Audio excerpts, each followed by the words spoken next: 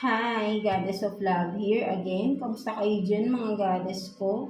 So, yeah, another reading na naman tayo today for the Air Signs, Gemini, Libra, and Aquarius, no? So, kamusta kayo dyan mga Air Signs natin, right? No? So, let's see what's the message from your inner self, no? Family, people around you situation, career situation, person on your mind, situation ninyo, and of course, pinaka-importante, message and advice from the universe. And of course, no, also, self-care advice, no, for this coming week, no, for you, mga air signs natin, right? No, so let's start agad, no, for you. Let's start with you, Gemini. No, so kamusta kayo dyan, mga Gemini natin, right? No, so let's see what's the message from your inner self, right? No, so kuha tayo ng one card here for you, Gemini. Message from your inner self. Let's see. So you have this, no? Don't forget to smile. No? So for some of you, Gemini, maybe masyado na kayong seryoso sa buhay, right? No? You are forgetting to smile, right? No? Maybe for some of you, nakikita na ng inner self. No? Or literally, no? For some of you, napaka-sad nyo. Or you are still, no? Parang hirap na hirap kayong tumawa, maging masaya. For some of you, mga Gemini natin, right? No?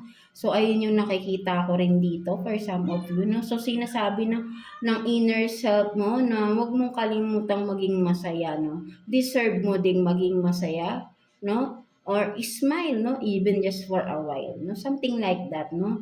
To reduce your stress of also, no? Something like that, no? Just don't forget to smile, no? Literally, no? Message ng iyong inner self, right? Mga Gemini natin. So, let's see, no, anong meron pagdating naman sa inyong family.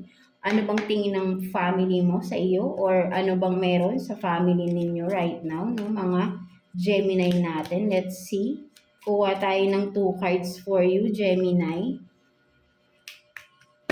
Tignan natin.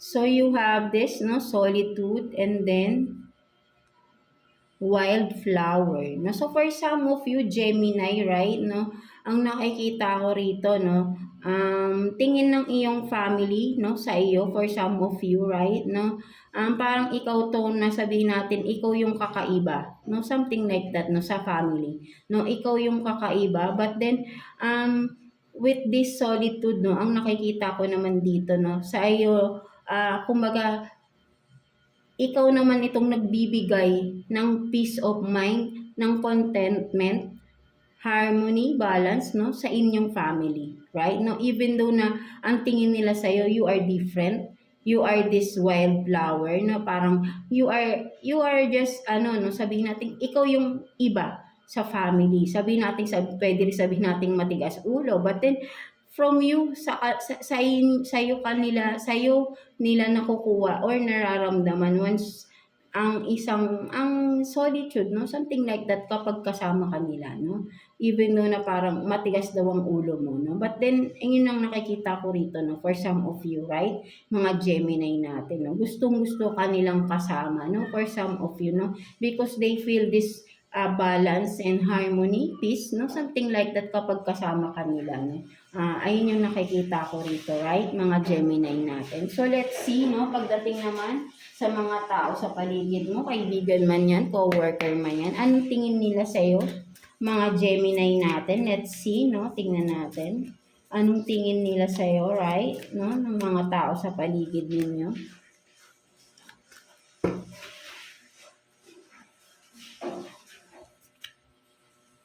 So, you have this joy and delight and meditation for what is this? Meditation for creativity, no? So, for some of you, ang nakikita ko naman dito, no, very light or very, ano kayo, no, sabihin natin na, masayahin na tao, ayan ang tingin nila sa'yo, no, mga Gemini, ng mga tao sa paligid niyo. And of course, no, at the same time, tingin nila sa'yo, napaka-creative mong tao. Right? No, marami kang ideas to share, no? Marami kang na-share na ideas. no, na kapaki-pakinabang for some of them, no, na parang nakakakuha sila ng mga motivation, of course, no, na mo-motivate mo tong mga tao sa paligid mo, no. And for some of you, maybe, no, nakikita rin nila, no, hindi lang mga tao, no, even animals are attracted to you, no, something like that, mga Gemini, no. They are sabihin natin na masaya yung mga animals when you are with them, no, something like that, no. So ayun yung nakikita ko rin dito, no, for some of you, no, mga Gemini natin, no. So napakaganda ng mga tingin ng mga tao sa paligid ninyo, right, no. So marami daw kayong na-share sa kanilang mga creative ideas, no, something like that, right, no. So let's see, no, ano naman pagdating sa inyong career situation, right? So, kuha tayo ng 2 cards here for you, Gemini.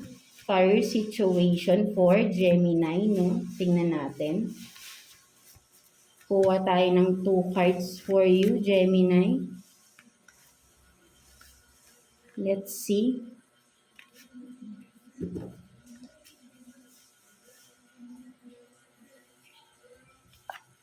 So you have this King of Wands, courage, no, confidence and passionate, and continue partnership, no, investing, fire sign. So for some of you, no, maybe meron kang partnership with a fire sign, Aries, Leo, and Sag, no, and also with this, no, King of Wands, no, talagang and this person, no, confident tong person na to, no. So maaasahan mo tong person na to kung sino man itong iyong partner, no, sa iyong businessman yan, right, no, whatever, no, partnership you have this, no, you had with this person, no, maganda, no, maganda yung nagiging samahan ninyo, no, something like that, right, no.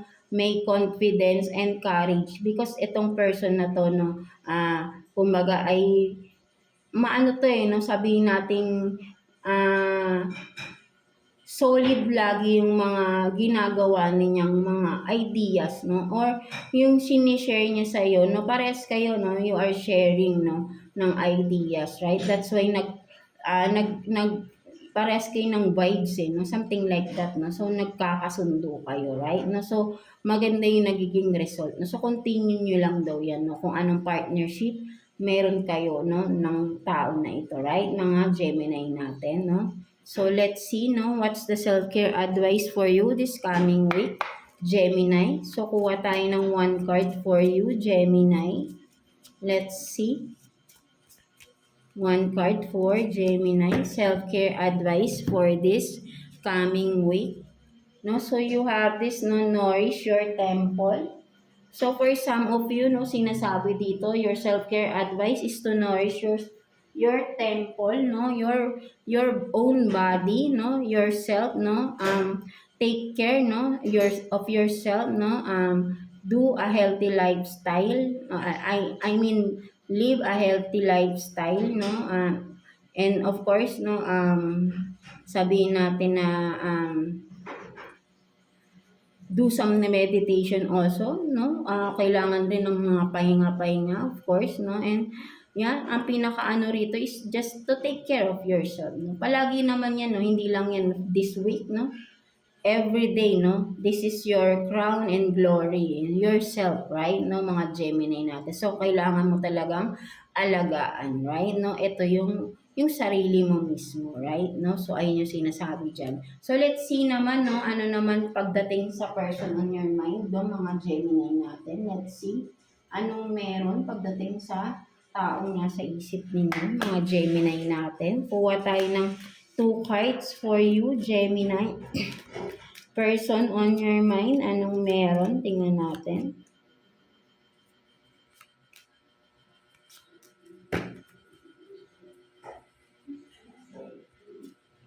So you have this, no, love, unconditional love, self-love, no, wholeness, no, affection and attraction, selflessness, and love gold, no, expressing love. No, so for some of you, no, kasi ang nakikita ko rito, no, for some of you, nagkaroon kayo ng self-love, self-care, right, no? Mas minamahal niyo yung sarili niyo, maybe dahil sa mga pinagdaanan niyo from the past, no? Mas nagkaroon kayo ng confidence right now because mas nag-bloom kayo, right? No, kung makikita mo, red na red, right? No, you are at, from that, no, because nagkaroon kayo ng self-love dito, right? No, mas minahal niya na yung sarili, no, right? No, so from that, nakaka-attract din kayo ng love, of course, right? No, and then, there is someone, no, this person on your mind, of course, no, expect a call from this person, right? And this person, no, will sabihin natin na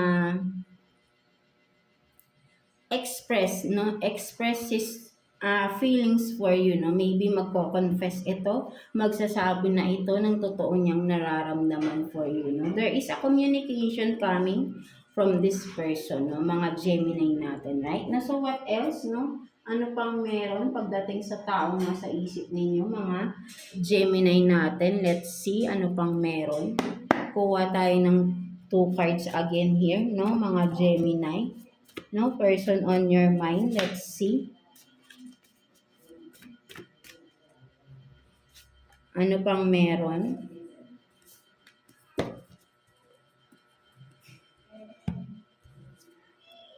So you have this, no? See you. And then, sex workers fun. No? So for some of you, no, mas nakikita ko rito, right? No? Kumbaga, may pagkikita for some of you, no? Who is this person on your mind na maybe magkikita kayo for some of you. And there is, no? May ganitong mangyayari for some of you, right? No? Sa pagkikita, no? So, yan, may mag-meet up dito for some of you Gemini, no? For this, right? No? Yeah, no, for some of you, no? So, ayun yung nakikita ko rito, no? Literally, no, there is ganitong mangyayari, no? Sa inyo. Pagkikita ng person na nasa isip ninyo, no? Mga Gemini natin. No? So, what's the message advice for you, mga Gemini natin? Let's see. Kuha tayo ng 1 card here for you, Gemini, right? Let's see. So, you have this healthy boundaries. No? So, for some of you, you need to set some healthy boundaries, no? For some of you, Gemini, no? Sinasabi rito, right, no? Huwag kayo wag all in, no? Sa people, no? Sa mga tao sa paligid ninyo, no? Huwag masyadong mapagbigay, no? Set some healthy boundaries, no?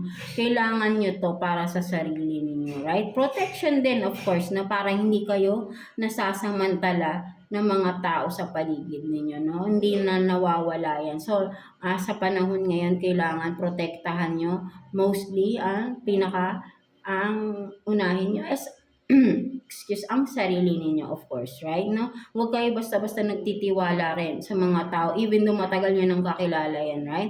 Kaibigan man yan, right? No? Marami nagtatraidor, no? So, set some healthy boundaries, no? Limit your connection to others, no? Something like that, to protect yourself, of course, no? Mga Gemini natin, right? No? So, yeah, that's it for you, mga Gemini, no? So, I hope na nakaresonate kayo sa reading ninyo today, mga Gemini natin. So, yeah, God bless you all, and thank you for watching, Gemini.